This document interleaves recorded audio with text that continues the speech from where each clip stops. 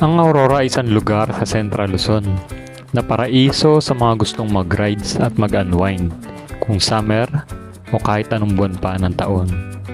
At ilan nga dyan ay ang bayan ng Baler at Dipakulaw. Tara at samahan nyo ako pasyalan ng probinsya ng Aurora. History, travel, at iba pa. Kung gusto mo ng mga ganitong video, tara na! Kasama ang pamilya o kaibigan man, ay marerekomenda ko talaga sa inyo ang Aurora. Dahil pag unwind ang pag-uusapan, ay isa ata ito sa top notcher. Mula Maynila ay kailangan mo magbiyahe ng 5 to 8 hours para masilayan ang hidden gems na to. Dadaanan mo ang mga probinsya ng Bulacan, kung saan ay maaari kang humanap ng mga kakainan para sa mahabang biyahe. Sa Nueva Ecija naman, ay maaari kang kumuha ng mga larawan na talaga namang di ka mabibigo. At isang bayan sa Nueva Vizcaya bago ka pumasok ng Maria Aurora, ang unang bayan ng Aurora.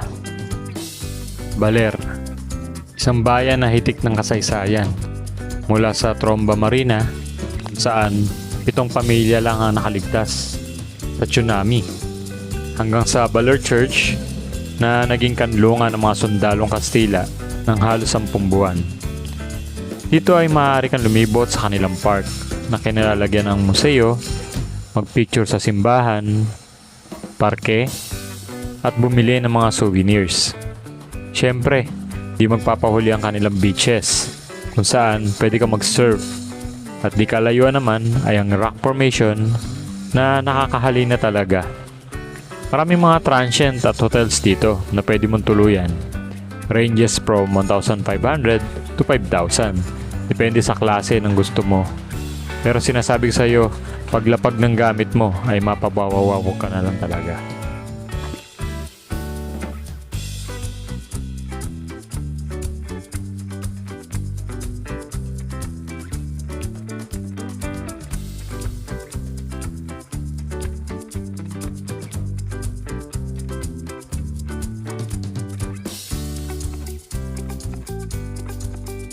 Kung bitin ka naman sa Baler, ay huwag mong palampasin ang Dipakulaw.